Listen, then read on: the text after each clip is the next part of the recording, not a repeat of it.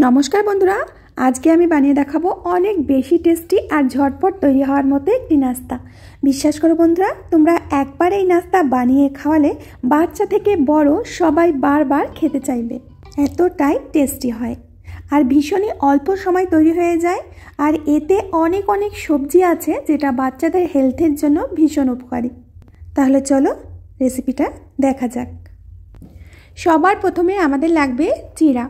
चिड़ा निয়েছি আমি এখানে 200 গ্রাম। তো আমি এই চিড়াগুলো একটা মিক্সিং বোলের মধ্যে নিয়ে নেব। এখানে 1.5 বাটি মতো চিড়ে আমি নিয়ে নিয়েছি।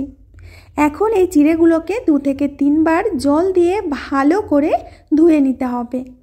ভালো করে কষলে কষলে ধুয়ে নিতে হবে। আমরা জানি চিড়ার মধ্যে প্রচুর পরিমাণে নোংরা থাকে, তো সেই নোংরাগুলো 2 থেকে 3 বার এইভাবে ভালো করে ধুয়ে নিতে হবে। যতক্ষণ না জলটা সাদা হচ্ছে ততক্ষণ কিন্তু চিড়াটা ধুতে হবে।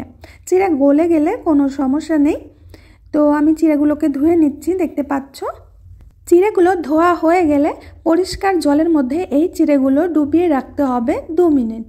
ঠিক আছে, মাত্র 2 মিনিট এই জলের মধ্যে ডুবিয়ে রাখতে হবে। 2 মিনিট পরে আমরা ফিরে আসছি, ততক্ষণে চিড়াটা কিন্তু গলে যাবে। এবার আমি একটা ছাঁকনি নিয়ে নিয়েছি, দেখতে পাচ্ছ। চিড়াগুলো এই ছাঁকনির উপরে আমি রেখে দেব যাতে এক্সট্রা যে জলগুলো আছে চিড়ার গায়ে সেগুলো ঝরে যায়। ঠিক আছে, তো অল্প অল্প করে চিড়াগুলো আমি এই ছাঁকনির উপরে রেখে দিচ্ছি। বাচ্চারা এমনিতেই সবজি খেতে চায় না, এইভাবে নাস্তা তৈরি করে দিলে ওরা বুঝতেই পারবে না যে সবজিটা কিভাবে ওরা খেয়ে নিল। তো সমস্ত চিড়াগুলো আমি ছাঁকনির উপরে রেখে দিয়েছি। আর এর থেকে কতটা জল বেরিয়েছে দেখতেই পাচ্ছ, জলটাকে ফেলে দিতে হবে। এখন সেই মিক্সিং বোলের মধ্যে আমরা চিড়াগুলো নিয়ে নেব। চিড়াগুলো কিন্তু একেবারে ভিজে নরম হয়ে গেছে। এবার হাতের সাহায্যে ভালো করে চিড়াগুলোকে এইভাবে মেখে নিতে হবে। বন্ধুরা, আজকের রেসিপিটা কিন্তু ভীষণ মজার রেসিপি। তোমরা ভিডিওটি শেষ পর্যন্ত দেখে তারপরেই যাবে, আর ভালো লাগলে বন্ধুদের সাথে শেয়ার করবে। চিড়াগুলো আমি খুব ভালো করে মেখে নিয়েছি। এখন এর মধ্যে মিশিয়ে দেব আগে থেকে গ্রেট করে রাখা সিদ্ধ আলু। মাত্র একটা আলু আমি নিয়েছি, এখানে সিদ্ধ করে গ্রেট করে নিয়েছি। তো আরও কিছু উপকরণ এর মধ্যে মেশাতে হবে। সেগুলো হলো ক্যাপসিকাম। আগে থেকে আমি দেখো ক্যাপসিকামগুলোকে একেবারে ছোট ছোট টুকরো করে কেটে নিয়েছি।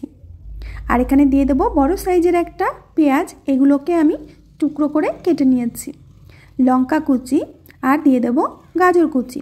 সব সবজিগুলো কিন্তু আমি একই রকমভাবে কেটে নিয়েছি।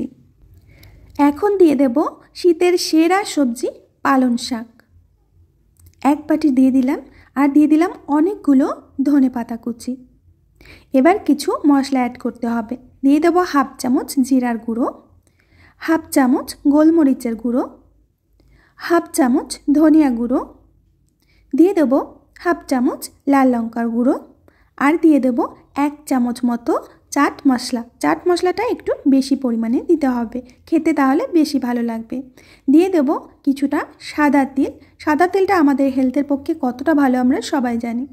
এবার স্বাদ মতো লবণ এখানে দিয়ে দিচ্ছি।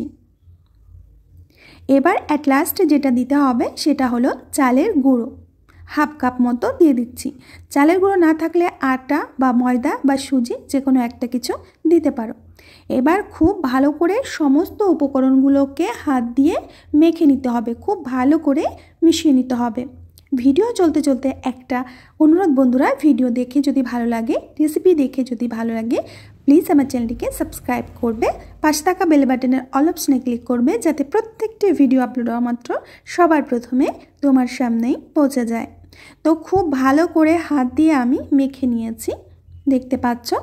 এখন হাতটাকে পরিষ্কার করে আমি ফিরে আসছি। এবার হাতের মধ্যে আমি একটু তেল মেখে নিচ্ছি যাতে হাতে লেগে না যায়।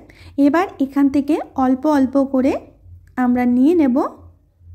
এবার সবজিগুলোকে হাতের মধ্যে নিয়ে প্রথমে গোল করে নিতে হবে, তারপরে একটা করে টিকিয়া তৈরি করতে হবে, মানে আলুর চপের মতো করে, ঠিক এরকম, বেশি বড় না আর একদম ছোটও না। তো একটা তৈরি করা হয়ে গেছে আমার। তো একে একে সব কটি সবজির টিকিয়া তৈরি করে নেব। এই নাস্তাটা তোমরা ডাল ভাতের সাথে খেতে পারবে, নাস্তা হিসাবে খেতে পারবে, চায়ের সাথে খেতে পারবে, বাচ্চাদের টিফিন বক্সেও দিতে পারবে। মানে কত রকমভাবে খেতে পারবে তোমরা ভাবতেই পারছো না। তো একে একে প্রত্যেকটি টিকিয়া আমি তৈরি করে নিয়েছি। দেখতেই পাচ্ছ কত সুন্দর লাগছে দেখতে, অনেকগুলোই তৈরি হয়ে গেছে। তো চলো, এখন আগে থেকে কড়ার মধ্যে তেল গরম হতে দিয়েছিলাম। তেলটা খুব ভালো করে গরম হয়ে গেলে একে একে টিকিয়া এর মধ্যে দিয়ে দিতে হবে। আর তেলটা বেশ গরম করে নিতে হবে, ঠান্ডা তেলের মধ্যে কিন্তু দেবে না। একটা পাশ যখন হয়ে আসবে, মানে 2 মিনিটের মধ্যে, 2 মিনিটের মধ্যে দেখবে যে একটা পাশ হয়ে গেছে। তো একটা পাশ হয়ে গেলে এইভাবে উল্টে দিতে হবে। তো প্রত্যেকটা একটা একটা করে আমি উল্টে দিচ্ছি। বন্ধুরা, আমার ভিডিওগুলো যারা দেখছো, লাইক করছো, কমেন্ট করছো, তাদের অসংখ্য ধন্যবাদ। তোমরা না থাকলে আমি কিন্তু এত দূর এগিয়ে আসতে কোনো দিনই পারতাম না। তোমাদের ভালোবাসা আর আশীর্বাদে আমি এত দূর এগিয়ে এসেছি।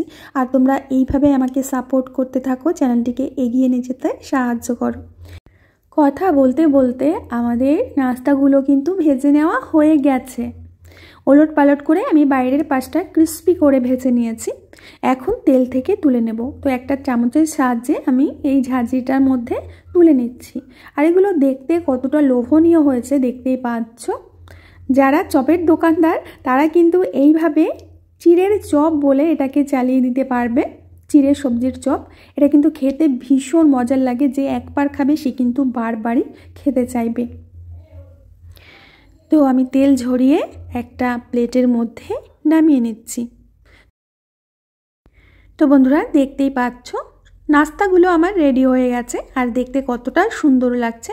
প্রত্যেকটি নাস্তা বাইরে থেকে ভীষণ পরিমাণে ক্রিস্পি হয়েছে আর ভেতরে একেবারেই সফট। আমি একটা তোমাদের ভেঙে দেখাচ্ছি। দেখো, বাইরে থেকে একদমই ক্রিস্পি আর ভেতরে একদম সফট, আর খেতে ভীষণ ভালো লাগে। তোমরা এটা টমেটো সস বা দই বা মেয়োনিজ দিয়ে খেতে পারো। তো এটা টমেটো সসের সাথেও ভালো লাগবে আর টক দইয়ের সাথেও ভালো লাগবে। তো আমার প্রিয় বন্ধুরা, আমি আজ এখানেই বিদায় নেব। আবার আসবো নতুন রেসিপি নিয়ে। ততক্ষণের জন্য সবাই ভালো থেকো, সুস্থ থেকো আর সকলকে সুস্থ রেখো।